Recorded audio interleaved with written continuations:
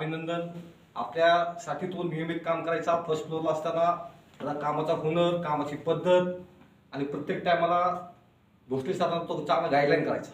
त्यामुळे आज सुपरवायझरसाठी सचिन म्हस्के याचं नाव झालेलं आहे. तो जरी तिथं सुपरवायझर असेल पण त्याच्या पाठीमागं आपण आहोत हे सगळ्यांना माहिती पाहिजे.